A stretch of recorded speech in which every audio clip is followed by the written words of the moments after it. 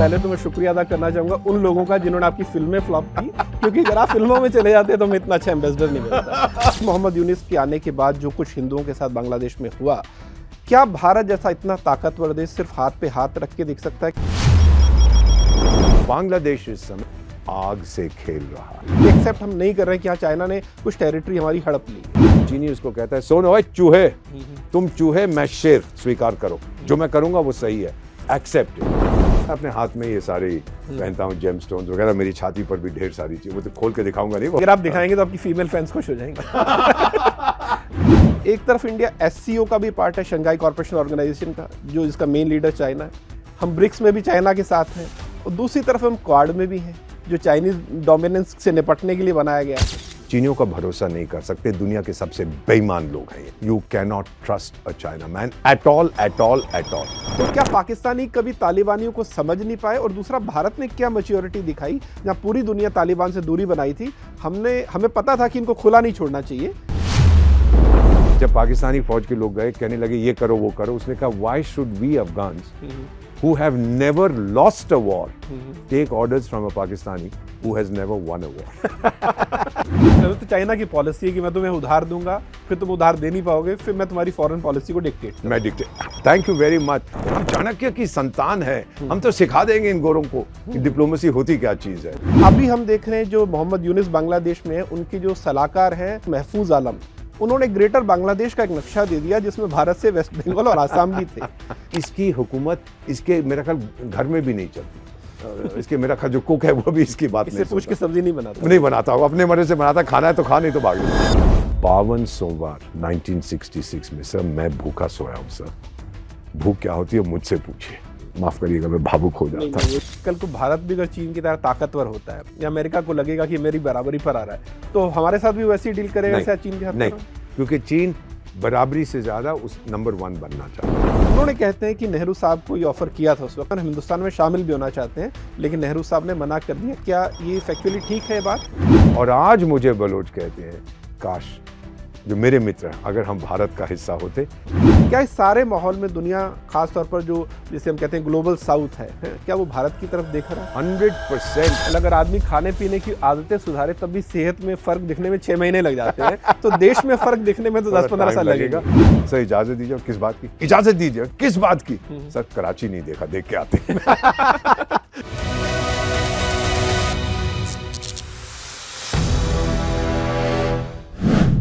नमस्कार दोस्तों, आज जिस शख्सियत से हम आपको मिलवाने वाले हैं, इनके बारे में मैं क्या ही बताऊं। इनकी पर्सनैलिटी एक फिल्मी हीरो जैसी है, इनका ज्ञान योगियों जैसा है, इनकी मस्ती जो है वो फकीरों जैसी है, और जब ये जुमलेबाजी करते हैं तो बड़े से बड़े कॉमेडियन को पीछे छोड़ देते हैं। एक वक्त सर हमारे दूरदर्शन पर न्यूज एंकर हुआ करते थे, फिर ये विदेश सेवा में गए और दुनिया के कई देशों में भारत की नुमाइंदगी की। फिलहाल ये अफ्रीकी देशों और लद्दाख टेरिटरी को लेकर प्रधानमंत्री के स्पेशल एडवाइजर हैं। तो मैं स्वागत करना चाहूंगा एम्बेसडर दीपक वोरा साहब का। दीपक साहब बहुत बहुत स्वागत आपका। दीपक साहब, जब हमें पता लगा कि आप आने वाले हैं तो इन लोगों ने कहा कि क्या स्टूडियो की लाइट जलानी है, क्योंकि आप में ही इतनी रोशनी, आप में इतना तेज है कि नाम तो दीपक है ना। बिल्कुल बिल्कुल बिल्कुल। तो आज हमने स्टूडियो की लाइट जलाई नहीं, आप ही से प्रकाशमान हो रहे हैं हम। आपका बहुत बहुत धन्यवाद, थैंक यू वेरी मच। और आपने इतनी तारीफ की है इंट्रोडक्शन में। ये बता दूं कि 3 अफ्रीकन देशों में मैं वहाँ की सरकारों का विशेष सलाहकार हूँ, और कारगिल और लेह में भारत में मैं विशेष सलाहकार हूँ। कुल मिला के 3 पति मेरे अफ्रीका में, 2 भारत में हैं। ऑटोनोमस हिल काउंसिल को मिला के 5 पति हैं। मेरे दोस्त मुझे द्रौपदी के नाम से पुकारते हैं। देखिए, मैंने जो बात कही थी आपने आते उसको सही साबित कर दिया। अब आपने बोला है फिल्म का जिक्र किया, इतना आज बता देता हूँ कि 1972 में मैंने 2 फिल्मों में भी काम किया था बॉलीवुड की दोनों सुपर फ्लॉप्स हो गई थी, तो इसीलिए मुझे वहाँ से बाहर निकाल दिया गया। और फिर मैंने विदेश सेवा का इम्तिहान दिया। मैं जाना नहीं चाहता था, लेकिन फिर मैंने प्रपोज किया, उसने डिस्पोज किया, फिर I join the foreign service. 6 देशों में मैं आपका राजदूत रह चुका हूँ, and I have served in 7 other countries, और फिर घूमता रहता हूँ। तो ये मेरी जिंदगी की कहानी है। हाँ, मैं आया कैसे इस दुनिया में ये भी आपको बता देता हूँ। आपको याद होगा कि 47 में भारत को तोड़ा गया था। लोग बकवास करते हैं कि हमें आज़ादी मिली थी, टोटल रबिश। हमें हमारे टुकड़े किए, 2 टुकड़े किए गए थे, राइट? बल्कि 3 मान लीजिए, अगर ईस्ट और वेस्ट, पागलस्तानी क्या नाम है इस देश का, वैसे ही कुछ है, तो उसको गिन लिया जाए। तो उस समय काफ़ी मारापीटी होती थी, तो ट्रेनें भर भर के लाते थे, उधर से इधर को, इधर से उधर को, और फिर कई बार रास्ते में रोक के तो कत्लेआम होते थे। आप कभी जाके देखिएगा, ये जो अमृतसर में हमने पार्टीशन का म्यूजियम जो बनाया है, उसमें आपको पता लगेगा। हॉरिफाइंग। तो क्या होता है कि एक ट्रेन आ रही है with Hindu and Sikh refugees, वो अमृतसर से दिल्ली तक, और दिल्ली में उस वक्त रहते थे किंग्सवे कैंप में, वो बनाया था रेफ्यूजीज के लिए, 30,000 के लिए, लेकिन 3 लाख वहां पर थे। 3 लाख। तो आ रही है ट्रेन और एक कप्तान साहब उसको एस्कॉर्ट कर रहे हैं, और एक महिला को देखा, बड़ी खूबसूरत थी अंदर बैठी हुई। अब दिल्ली पहुंचे, पुरानी दिल्ली स्टेशन पे, तो वो किंग्सवे कैंप सारी बोगी खाली होगी, चले गए। फिर उन्होंने अपनी बहन से कहा कि पता लगा है, वो बड़ी खूबसूरत औरत थी, वो कौन थी? तो उसकी बहन गई किंग्सवे कैंप, पूछती पूछती पता लगा कि एक स्कूल की प्रिंसिपल थी लाहौर में, और पार्टीशन में सब कुछ उनका ख़त्म हो गया, वो अकेली बच के आई हैं, अनाथ हैं, बिल्कुल अकेली हैं। अगले दिन साहब पहुंच गए सलूट मार के, शादी करोगी मुझसे? उन्होंने कहा यस मैं करूंगी आपसे। आप पता नहीं क्या हुआ, 48 दे गॉट मैरिड, 48 में, और 51 में मैं तशरीफ ले आया इस दुनिया। ये मेरे पेरेंट्स की कहानी है। So I am a product of partition. तो मतलब आपकी पर्सनैलिटी फिल्मी नहीं है, आपकी कहानी भी फिल्मी है पूरी, है ना? अब मेरे my father is a Pashtun, a Pathan, हम लोग गजनी से हैं। So up to my father सब पश्तो बोलते थे, grandfather, great grandfather. My mother was a Sikh.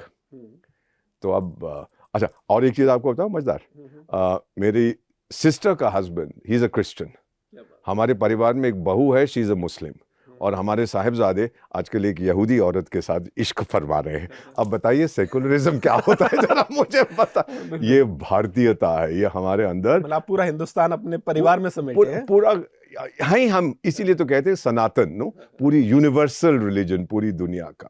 तो ये मेरी कहानी है संक्षिप्त में, कुछ ज़्यादा नहीं हूँ, मैं एक साधारण बेटा हूँ अपनी माँ का। मेरी माँ का नाम भारत है, जितनी उसकी सेवा कर सकता हूँ। बिल्कुल। तो दीपक साहब, इतना आपके इंट्रो से मुझे समझ आया कि पहले तो मैं शुक्रिया अदा करना चाहूंगा उन लोगों का जिन्होंने आपकी फिल्में फ्लॉप की, क्योंकि अगर आप फिल्मों में चले जाते तो मैं इतना अच्छा एम्बेसडर नहीं बनता। तो ब्लेसिंग इन डिस्गाइज शायद इसी कहते हैं। वो फ्लॉप इसलिए हुई कि मैं, वो बड़ी खूबसूरत हीरोइन थी, अब जो भी थी जाने दीजिए, तो जो डायलॉग मुझे बोलना पड़ता था, स्पॉट बॉय कहता था भाई आपको ये कहना है, ठीक है जी, बड़ी अच्छी बात है, भूल जाते थे। उसको देख के मैं कहता मैडम आप तो बड़ी खूबसूरत है, तो कहानी खत्म हो गई, बाहर निकाल दे। एक फिल्म वो उसके रश बनाते और दिखाते, पहला जो रश बनाया लोगों ने पत्थर फेंके तो वो हट गए, दूसरा वाले को उसने कैन करके छोड़ दिया कि ये कहाँ से एक्टर बनेगा ये। और उसमें बड़ा पॉपुलर था मैं दूरदर्शन पे, मेरा प्रोग्राम सिर्फ एक ही तो चैनल था, और मैं बहुत पॉपुलर था as a youth this thing you know anchor. So बस वो सब खत्म। चलिए, आपने माहौल गरमा दिया है, इमोशन भी आ गए हैं, भावुकता भी आ गई है। तो अब हम आपकी जो एक्सपर्टीज है, आपकी जो इतनी नॉलेज है, उसका हम इस्तेमाल करते हैं, अपने आप को कह सकते हैं कि थोड़ा हमारा भी ज्ञानवर्धन करने की कोशिश करते हैं। मैं विकिपीडिया में पढ़ के आता हूँ, आप बताइए। ये भी आपका बड़प्पन है सर। सर स्टार्ट में यहीं से करता हूँ कि जयशंकर साहब ने कुछ दिन पहले एक स्टेटमेंट दिया था, जब पाकिस्तानी जर्नलिस्ट ने उनको ट्रोल करने की कोशिश की थी कि मैं आपको अनकंफर्टेबल कर दूंगा, तो कश्मीर समस्या को लेकर। तो उन्होंने साफ तौर पर कहा कि कश्मीर समस्या में एक ही चीज़ बाकी है कि पीओके हमारे पास आ जाए, और जब वो आ जाएगा तो समस्या हल हो जाएगी। मेरा सवाल यह है कि इसी तरह की बात अमित शाह ने भी कही थी संसद से, योगी जी ने भी कही, राजनाथ सिंह साहब ने भी कही। ऐसा तो नहीं हो सकता कि इतने बड़े बड़े लोग सिर्फ स्टेटमेंट दे रहे हैं, जुमलेबाजी कर रहे हैं? क्या कोई सीरियस इंटेंट है हमारा इसके पीछे? ये आपने बहुत अहम प्रश्न पूछा है। बहुत संक्षिप्त रूप में बताता हूँ जो पूरा इतिहास है। 565 प्रिंसली स्टेट्स थे, दो तरह थे, एक तो था ब्रिटिश इंडिया डायरेक्ट हुकूमत, फिर प्रिंसली स्टेट्स जो चमचे थे ब्रिटिश सरकार के।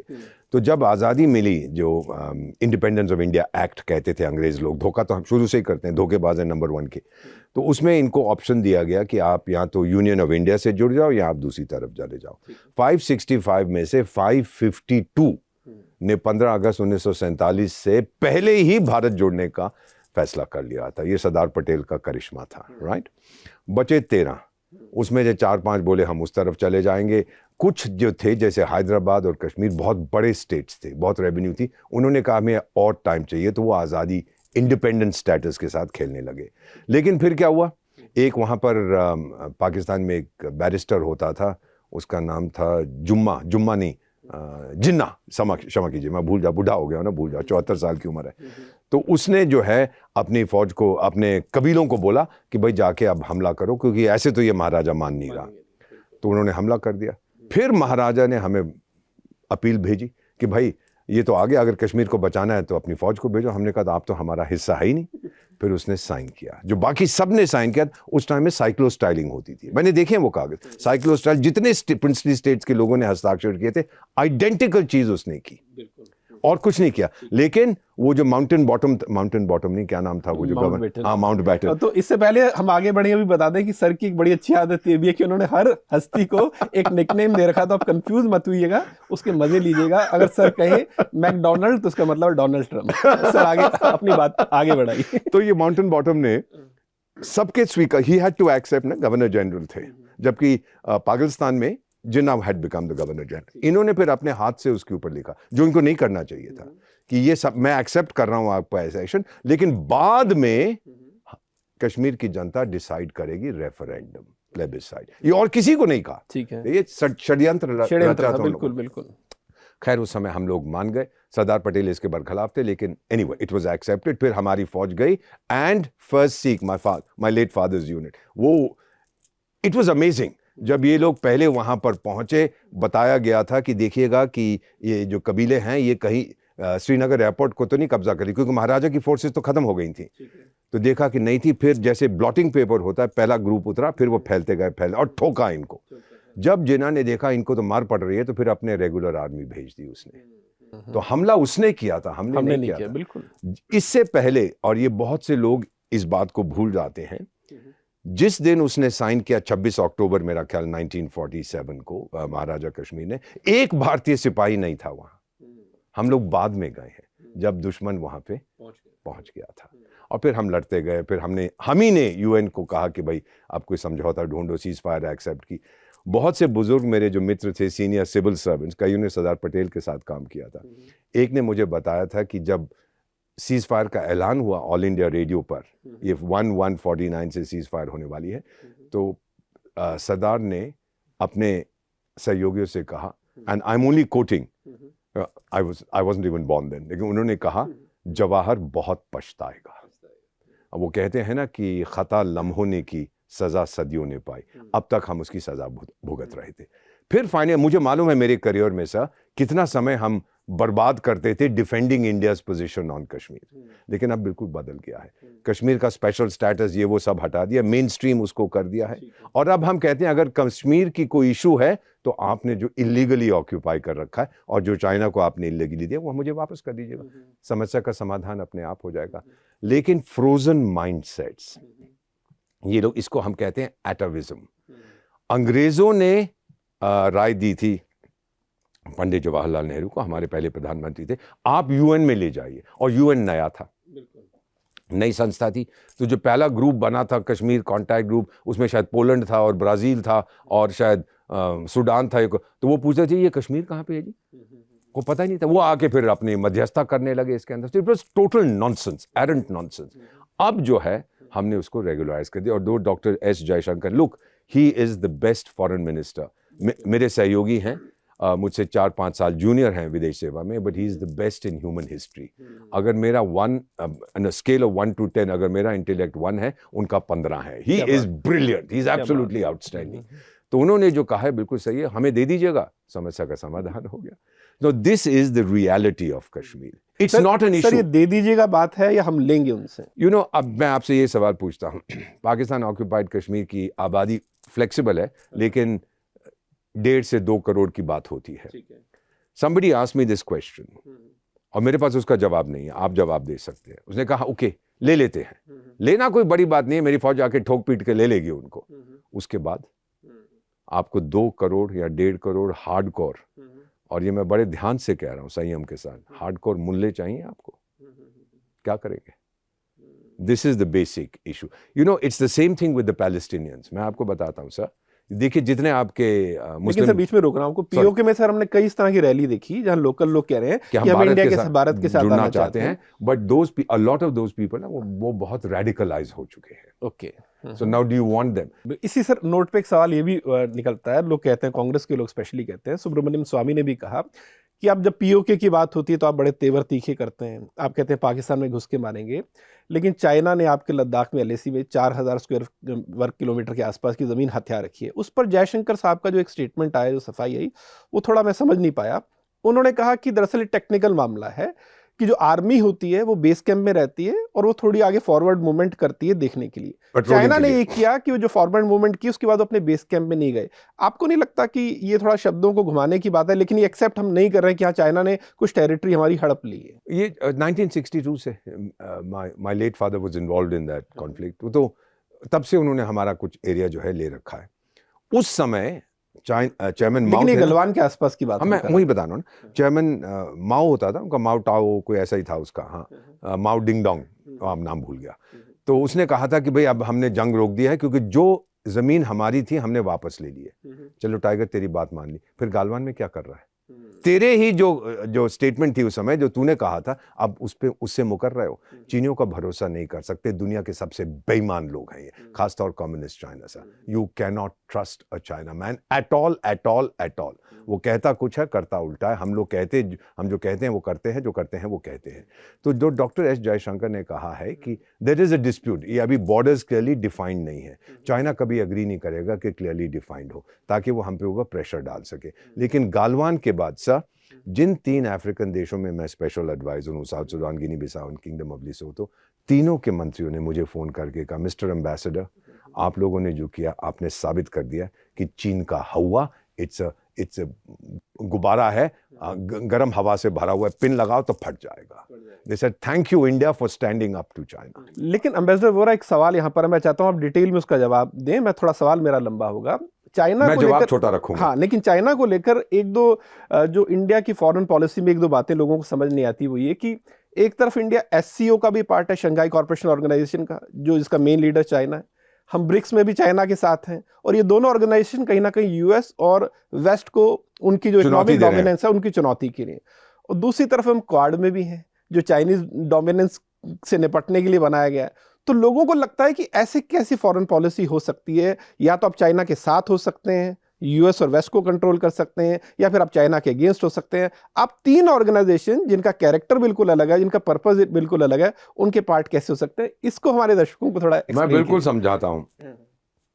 ये binary view of the world, ये सोवियत संघ के टाइम से है। अच्छा, अभी आपको बता देता हूँ, अब जो हम कर रहे हैं इस समय diplomacy, we have the best diplomacy in the. हम चाणक्य की संतान है, हम तो सिखा देंगे इन गोरों को कि डिप्लोमेसी होती क्या चीज है। ये मेटरनिक फेटरनिक की बात करते हैं, अरे सबका बाप तो चाणक्य था 2400 साल पहले, कौटिल्य उसको कहते हैं हम, विष्णु गुप्ता भी उस नाम से जाने जाते हैं ना, चाणक्य। तो हम लोग मेंबर हैं ब्रिक्स के, बिल्कुल सही है, एससीओ के मेंबर हैं हम लोग, बाकी संस्थाओं के मेंबर हैं, और दूसरी तरफ क्वाड के भी हैं। क्वाड के भी। सबका साथ, सबका विकास, सबका प्रयास, सबका विश्वास।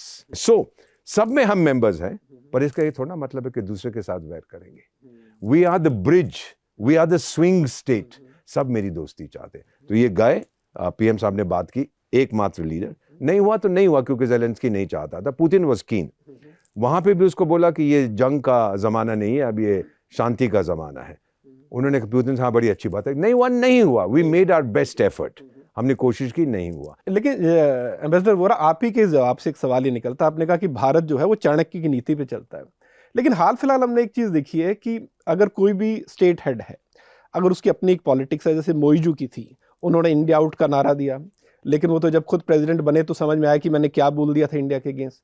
उसी तरह अगर हम ट्रूडो को ले लें, चूंकि वहां पर उनको खालिस्तानियों का सपोर्ट चाहिए था, उन्होंने इंडिया के अगेंस्ट स्टेटमेंट दिया। अभी हम देख रहे हैं जो मोहम्मद यूनिस बांग्लादेश में है, उनके जो सलाहकार हैं, अगर मैं गलत नहीं हूं तो महफूज आलम, उन्होंने ग्रेटर बांग्लादेश का एक नक्शा दे दिया जिसमें भारत से वेस्ट बंगाल और आसाम भी थे। मेरा सवाल यह है कि जब हम देखते हैं कि इस तरह के वर्ल्ड लीडर हैं जिनको शायद डिप्लोमेसी उस तरह समझ में नहीं आ रही, जो अपने इलेक्शन जीतने के लिए या अपने डोमेस्टिक कंजम्पशन के लिए कोई भी स्टेटमेंट दे रहे हैं, इनसे डील करना कितना बड़ा चैलेंज होता है? मैं समझता हूं कि वहां के जो लोग हैं बांग्लादेश के, जो 50 साल की उम्र से ज्यादा हैं, या जो यंगस्टर्स हैं, उन्होंने सबने कहानियां सुनी हुई हैं कि 71 में पाकिस्तानी फौज ने क्या किया था उनके साथ, उनकी माओं के साथ, बहनों के साथ, आंटियों के साथ क्या किया था, ये वो सब जानते हैं। लेकिन कुछ कट्टरपंथी हैं, शायद 5000 या कुछ, जो दिखाना चाहते हैं कि हम इस्लाम से भी ज्यादा मुस्लिम हो गए हैं, हम प्रॉफिट मोहम्मद रसूल वसल्लम से भी ज्यादा हम इस्लामिक बन गए हैं। बेवकूफ लोग हैं। अब मैं एक चीज बताता हूं, मेरा मानना है कि घोड़े की पीठ पर बैठकर किसी देश पर काबू करना आसान है, उतर कर हुकूमत करना बहुत मुश्किल है। और ये जो जो बिल्लू भाई क्लिंटन का खनसामा होता था, मोहम्मद यूसुफ खान नहीं, क्या नाम है, मोहम्मद यूनुस। हाँ यूनुस, हाँ, तो वो समझ गया है कि अब वो बैठा हुआ है जहाँ पे भी वो रहता है वहाँ पे अपना माछेर झोल खाता है और कुछ करा नहीं जाता, कोई सुनता नहीं है इसकी। उनके आर्मी चीफ ने क्या बोला है कि विदेशी ताकतें इंटरफियर करेंगी अगर इंस्टेबिलिटी है। विदेशी ताकतों से उसका भारत की तरफ इशारा नहीं था, पाकिस्तान की तरफ इशारा था कि वो इंटरफियर कर रहे हैं, उनके लोग जा रहे हैं। पाकिस्तान चाहता क्या है, बांग्लादेश चाहता है, स्वार्थ के बिना तो दोस्ती होती नहीं है। पाकिस्तान चाहता है कि तुम भारत को तंग करो लेकिन पैसा मुझसे मत मांगो क्योंकि मेरे पास है नहीं। बांग्लादेश क्या चाहता है इस समय, वो चाहता है कि मैं बताना चाहता हूं इस्लामिक समुदाय को मेरी मदद करो, मैं तो बहुत मुस्लिम हूं। नहीं हो टाइगर, तुम्हारी कोई परवाह नहीं करता। अरे 21 देशों ने अपने सबसे बड़े सम्मान नरेंद्र भाई दामोदर दास मोदी को दिए हैं सर। आप देखिएगा 8 उनमें से इस्लामिक देश, मुस्लिम देश, और वो इनको ऑनर कर रहे हैं। तो वो जो आपका पाकिस्तान है उसको तो बाथरूम भागना पड़ता है ना हमेशा कि ये क्या हो रहा है यहाँ पे। सो यूनुस खान की सरकार इस समय डगमगा रही है, फौज उसका समर्थन नहीं कर रही। बांग्लादेश के लोग जो हैं, जो Bengali, they are first Bengalis, उसके बाद फिर मुस्लिम आइडेंटिटी है, उसके बाद फिर वो अपने आप को बांग्लादेशी कहते हैं। वो लोग नहीं चाहते, they are very democratic, you know. पूरी जब भारत का बंटवारा हुआ था, पार्टीशन कौन से 2 राज्यों का हुआ था, पंजाब का और बंगाल का हुआ था, और तो किसी का नहीं हुआ था। So they are actually aware, they are very politically very savvy, very aware. मैं तो गया हूँ कई बार वहां पर सर। और फिर क्या होता है सर वहां पे, आप ये देखेंगे कि इसकी हुकूमत इसके मेरा ख्याल घर में भी नहीं चलती। इसके मेरा ख्याल जो कुक है वो भी इसकी बात इससे पूछ के सब्जी नहीं बनाता होगा, अपने मर्जी से बनाता, खाना है तो खा, नहीं तो भाग जा। अच्छा, चीफ एडवाइजर, यार तू 90 साल का होने वाला है, तू 100 साल जिएगा, चल 500 साल जिएगा, इलेक्शन तो करा, सारी दुनिया इलेक्शन मांगे। आर्मी चीफ ने बोल दिया एंड ऑफ द ईयर तक। अब जो यंग स्टूडेंट लीडर्स इसके साथ मिल गए थे, उन्हें बोला ये हमारा मौका है देश चलाने को। नहीं हो रहा क्योंकि आज कानून है नहीं, पुलिस बैठी हुई है, कुछ कर नहीं सकती, फौज ने अभी तक इंटरवीन नहीं किया।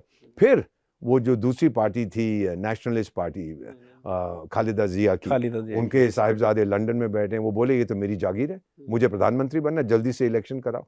तो मेरा मानना है कि अब बेगम खालिदा जिया और शेख हसीना की जो पार्टीज हैं, जो लोग हैं, वो मिल जाएंगे, इलेक्शन होगी। और ये जो है यूनुस साहब, जाओ यार, तुम जाओ जहाँ जाना है, जाओ अपना हिलरी क्लिंटन के पास जाओ, वो कुछ फिर नौकरी दे देगी, कुछ ना कुछ किया करो, वहाँ बैठ जाओ आराम से, because he doesn't know how to run the country. Bangladesh इस समय, मेरा मानना है सर, आग से खेल रहा है। हाँ, यही मैं इस पर आने वाला था। इसलिए जब एक्सटर्नल अफेयर्स मिनिस्टर ने कहा तुम चाहते क्या हो, do you want good relations? Yes we want good relations with India, लेकिन हर सुबह मैं उठ के हिंदुओं को मारूंगा, मैं गाली दूंगा भारत को, मैं ये करूंगा, मैं वो करूंगा। What do you mean you want good relations? और मोहम्मद यूनुस खान साहब, अगर आप ये कार्यक्रम देख रहे हैं, सीधा आपसे एक चीज कह रहा हूं, आप जानते हैं क्राइम्स अगेंस्ट ह्यूमैनिटी क्या होता है, जेनोसाइड क्या होती है? इंटरनेशनल क्रिमिनल कोर्ट में कोई आपको ले जाएगा, आपके बचाव में एक आवाज नहीं उठेगी, अमेरिकी आपकी मदद के लिए नहीं आएंगे, उनका अपना खेल है जो वो वहां पर खेल रहे हैं। समझ जाओ इसको, जिनको आप चाचा ताया ये कहते हो ना। डोनाल्ड ट्रंप के बारे में आपने क्या कहा था जब पहली बार जीते थे, कि सुनामी आ गई है, सूर्य ग्रहण हो गया है, क्योंकि वो जीत गया है। आपने ये चीजें कही थी। डोनाल्ड ट्रंप साहब ना भूलते हैं ना माफ करते हैं, याद रखिए। बिल्कुल, इसी से बहुत अच्छा जवाब आपने वोरा साहब दिया। इसी से एक सवाल ये भी निकलता है वोरा साहब कि जब इजराइल एग्जिस्टेंस में आया तो उसने एक तरह से पूरी दुनिया में यहूदी फैले थे उनको मैसेज दिया कि हम तुम्हारा घर हैं, तुम्हें कहीं भी अगर अपने आप को खतरा लगता है तुम यहाँ आओ। क्या आपको लगता है कि मैसेज भारत की तरफ से हिंदुओं को भी दिया गया, जो 1 करोड़ से ऊपर हिंदू बांग्लादेश में रहते हैं या 40 लाख से ऊपर पाकिस्तान में रहते हैं? क्योंकि इसी मोहम्मद यूनुस के आने के बाद जो कुछ हिंदुओं के साथ बांग्लादेश में हुआ, क्या भारत जैसा इतना ताकतवर देश सिर्फ हाथ पे हाथ रख के देख सकता है? क्या हमारी डिप्लोमेसी की मजबूरियां हैं? मतलब इसे कैसे एक्सप्लेन करेंगे? कोई मजबूरी नहीं है, ये सिर्फ है कि हम इंटरफियर नहीं करते इंटरनल अफेयर्स में, हम प्रेशर डालते हैं। हम इसको ट्रिपल लॉक कहते हैं। ट्रिपल लॉक, 3 ताले। पहला हमारा होता है डिप्लोमेटिक प्रेशर, और डिप्लोमेटिक प्रेशर में हम उनको आइसोलेट कर सकते हैं। सेकंड होता है इकोनॉमिक प्रेशर, काफ़ी मदद लेते हैं। 1 बिलियन में 9 शून्य होते हैं। $1 बिलियन का सॉफ्ट लोन उन्होंने हमसे ले रखा, हमारी बहुत इन्वेस्टमेंट है, ट्रेनिंग देते हैं। मेडिकल ट्रीटमेंट के लिए वो बहुत से बांग्लादेशी भारत आते हैं इलाज कराने के लिए। तो पहला तो होता है diplomatic pressure, second economic pressure उसमें होता है। फिर the final lock is military pressure, और वो जब टाइम आएगा हम अवश्य डालेंगे। अभी तो पहले 2 पर हम हैं। उनको ये समझ आ गई, जो बुद्धिजीवी हैं वहाँ दे समझते हैं। उनके आर्मी चीफ ने भी क्या बोला था, आपने जो बयान दिया था कि we can not survive without India, but India also has to take into account हमारी जो कंसिडर, हम ज़रूर लेंगे। अब आपकी वो जो फराका वाटर ट्रीटी जो थी वो मेरा ख्याल इसी साल खत्म हो रही है, इस साल के एंड में। और हमने दे दिया था उनको जो हमको नहीं देना चाहिए था, वो तो पानी हमारा, हमने कहा चलिए बच्चे हैं ले लीजिएगा। अब उस ट्रीटी को जब रिव्यू होगा, अब मैं ज़्यादा नहीं कहूँगा, तो इनको समझ आ जाएगी। एम्बेसडर वोरा, इसी से मेरा सवाल निकलता, आप इतने सालों से पूरी दुनिया घूम रहे हैं, आज हम बात करते हैं कि हिंदुस्तान की छवि बदली है पिछले 15-20 सालों में। आपका पर्सनल एक्सपीरियंस क्या है? पहले जब आप बताते थे किसी को मैं हिंदुस्तानी हूँ, इंडियन हूँ, तब उसका आपके प्रति रिएक्शन, और आज अगर आप कहीं जाते हैं तो क्या नजरिए में क्या तब्दीली आप देखते हैं? अपना कोई ऐसा तजुर्बा बताएं। बहुत से, अब तो इज्जत के साथ देखते हैं। हाँ, कोई ऐसा एक्सपीरियंस जो पहले आपको लगता है कि नीचे एक तो मैंने आपको बताया अबाउट द यूनाइटेड स्टेट्स। अच्छा, let me give you an actual example, मुझे याद आ गया। हम लोग न्यूयॉर्क में मैनहट्टन में 5th एवेन्यू पे बात कर रहे थे, फिर फ्रांस का बताता हूँ। 5th एवेन्यू पे हम टहल रहे थे, मेरी पत्नी और मैं। अब मैं बात कर रहा हूँ अबाउट 15 ईयर्स अगो। तो उस समय सर आपको याद होगा डिजी कैमरा बहुत रिवाज चला था, डिजी कैम का। अब तो खत्म हो गए हैं, तो मोबाइल फ़ोन पे हर कुछ। तो हम एक दुकान में गए और रेखा मेरी पत्नी ने साड़ी पहनी हुई थी, मैं अपना ट्रैक सूट में था। तो we said we want to see the, और वो इंडियन की दुकान थी ना, I am talking about 15-20 years ago, 20 साल हो गए। तो एक उसका सहयोगी था, तो अपने सहयोगी से मुझे देख के कहता है कि इनके साथ, हम दोनों की तरफ, इनके साथ टाइम मत वेस्ट करो, ये भारतीय हैं, ये देखेंगे, पैसा नहीं खर्च करेंगे। दिल तो क्या झापड़ मारूं इसको, लेकिन खामोश होके हमने कहा ऑलराइट। कहा तुम तो नपुंसक हो, बेवकूफ हो। ये सिर्फ 15 साल पुरानी बात, 20 साल पुरानी। हम निकल गए इस दुकान से। अभी 5-6 साल पहले हम फिर उसी जगह घूम रहे थे, तो रेखा ने कहा मुझसे, मेरी पत्नी का नाम रेखा है, बोली दीपक चल के देखें वो दुकान को। मैंने कहा चलिए। अब वो दुकान बेच गया था, तो कोई लैटिन अमेरिकन की दुकान थी, और वो ये मोबाइल फोन्स बेचता था। और रेखा ने सलवार कमीज पहनी हुई थी। मैं स्पेनिश फ्लुएंटली बोलता हूँ, 12 भाषाएं बोलता हूँ, उनमें से एक स्पेनिश है। तो मुझे देख के कहता है you know, are you from India, दला इंडिया? मैंने कहा हाँ, हम लोग भारतीय हैं। तो मुझे कहता है कि प्लीज कम इन सर, आप ही लोग तो खर्च करते हैं और कोई खर्च नहीं करता। देखिए क्या बदल गई है इमेज इंडिया की। उस समय की ये बातें करेंगे, पैसा नहीं खर्च करेंगे, अब तो wherever you go they welcome India. मैं फ्रांस में भी द सेम थिंग।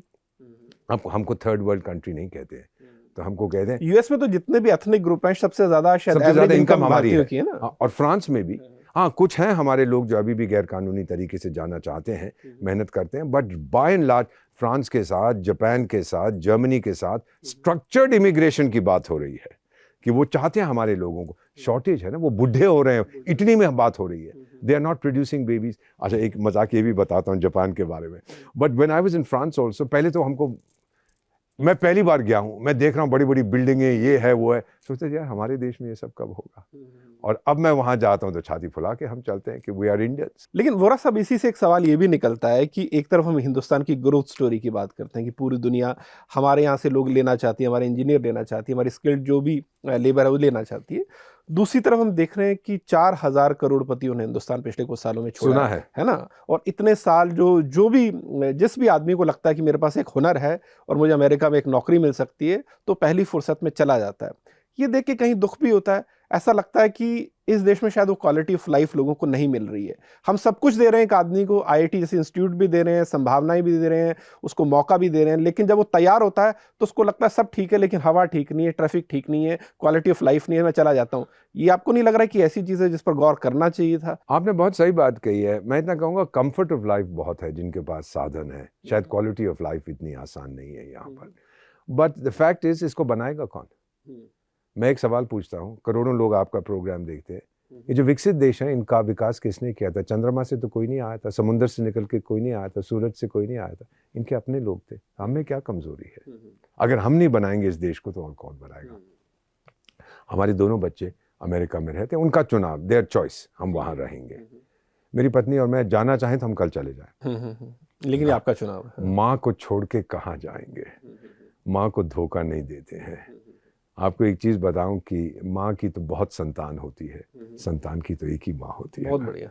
मैं कहाँ छोड़ के जाऊंगा इसको? ये तो मेरा है, मेरा खून है। आप देख रहे हैं यहाँ अशोका एम्बलम है, ये तो मेरी आत्मा है। आप देख रहे हैं यहाँ तिरंगा झंडा है, ये तो मेरे खून का रंग है। इसको छोड़ के, और यहाँ 2047 लिखा हुआ है, जब हमें आदेश दिया गया कि हमको विकसित देश बनना है।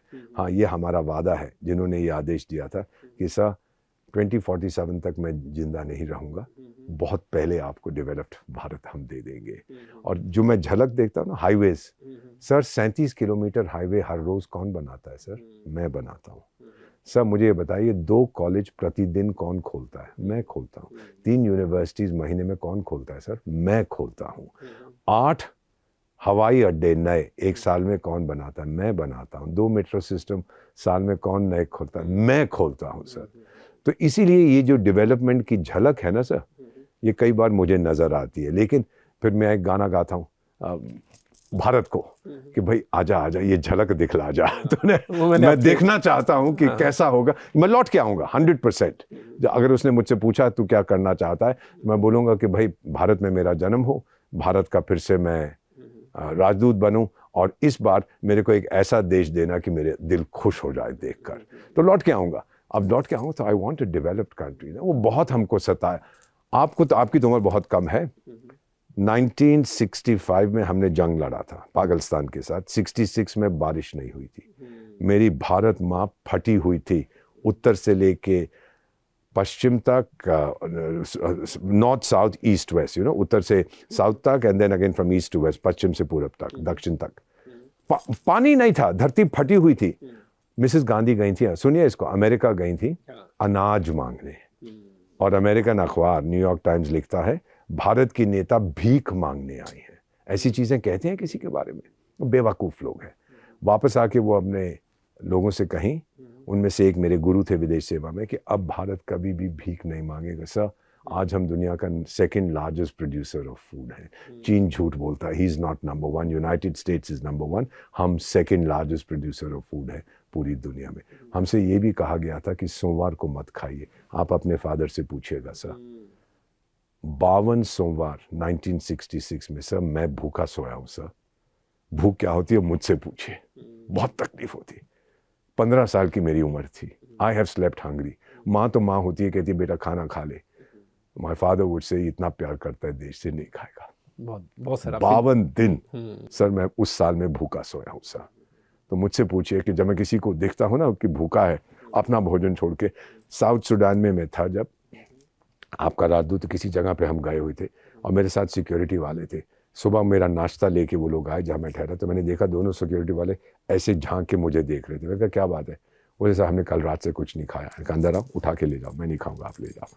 बहुत बुरा लगता है सर। भूख एक बहुत भयंकर चीज है सर। कहते हैं ना पापी पेट की खातिर हम करते हैं। तो मेरे को खुशी हुई कि ये लोग ले गए। मैं तो मोटा ताजा हूँ, उसमें क्या फर्क पड़ा, ये पतले जाओ, मेरी रक्षा कर रहे थे।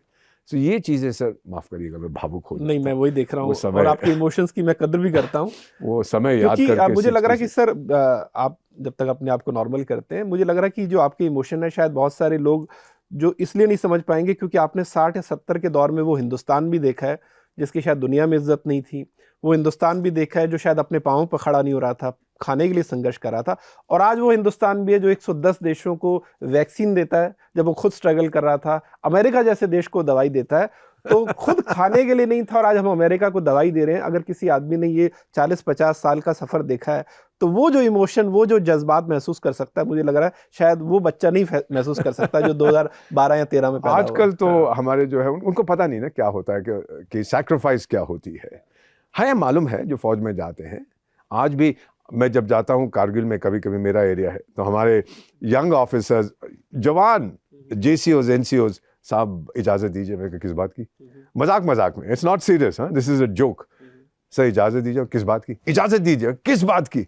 सर कराची नहीं देखा, देख के आते हैं। ये जनून है, ये ऐसे कमाल, बट दैट्स अ जोक। हम लोग आपस में मजाक करते हैं। पाकिस्तान के सर एक बड़े मशहूर पत्रकार हैं हसन निसार साहब, आपने उनको सुना भी होगा। तो वो एक बात अक्सर कबूल करते हैं कि जो 4 जंगें पाकिस्तान ने भारत के साथ लड़ी, वो पाकिस्तान ने ही इनिशिएट की, थोपी। और वो एक बात अक्सर अंडरलाइन करते हैं कि आज भी पाकिस्तानी फौज में जो लोग बैठे हैं वो इस गलतफहमी में है कि एक मुसलमान 4 हिंदुओं को नीचे लगा लेगा। जो आपने बात कही ना कि वो जुनून से, मजहबी जुनून से ज्यादा सोच रहे हैं और टेक्निकल तरीके से कम सोच रहे हैं। आपको लगता है कि ये एक ऐसा सिंड्रोम है जो पाकिस्तानी आर्मी के अंदर अभी भी मौजूद है? ये सिर्फ पाकिस्तानी आर्मी में है। 57 कंट्रीज हैं जो members of the OIC, organisation of Islamic work, और कहीं पे नहीं है। ये कहीं नहीं मैंने देखा कि इस टाइप की चीज होती है। हाँ, सूडान में, अभी बताता हूँ सूडान में क्या होता था सर।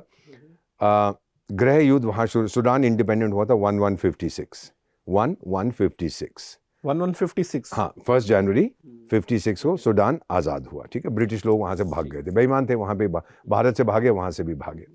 तो उस समय नॉर्थ सूडान, साउथ सूडान 2 हिस्से थे उसके। साउथ सूडान में 70% थे क्रिश्चियंस और 25% थे ट्रेडिशनल अफ्रीकन रिलीजन, जो उनके अपने कबीलों की बिलीफ है, और 5% मुस्लिम्स थे।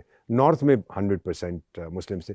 फिर नॉर्थ वालों ने क्या कोशिश की, उसको बोला तेरा नाम क्या? बोला मेरा नाम सर पीटर जॉन है। नहीं, तेरा नाम मोहम्मद पीटर जॉन है, तू मुसलमान है। कहते सर मैं मुसलमान, मैं तो चर्च जाता हूं। मैं तो कहते चुप, तू मुसलमान है। वो गृह युद्ध शुरू हो गया। अब वहां पे क्या हुआ कि फिर वो देश का बंटवारा हो गया 2011 में जब बशीर साहब ही राष्ट्रपति थे। साउथ सूडान अलग हो गया, दक्षिण सूडान, अब वो रिपब्लिक ऑफ साउथ सूडान है, और नॉर्थ में जो है वो रिपब्लिक ऑफ सूडान है। वो अपने आप को अरब समझते हैं और कहते हैं सारे काले अफ्रीकन कौन है ये लोग, लेकिन वो अफ्रीकन ने लड़के मुकाबले के अलग हो गए। सूडान में वो कहते थे कि देखो हमें ये गलत फहमी थी कि ये अफ्रीकन को लड़ना नहीं आता, इन्होंने तो मार मार के हमारी नाक में दम कर दिया। ये तो 41 साल गृह युद्ध चला कि हमारे को पीटा इन्होंने। हमको तो लोग कहते थे कि हम इस्लामिक हैं, बड़े बहादुर हैं, देख लिया हम कितने बहादुर, तो भाग गए वहां से। द इशू विद सूडान में इशू थी, उनके प्रेसिडेंट ने बोला टू लिटिल इस्लाम डिस्ट्रॉयड अस।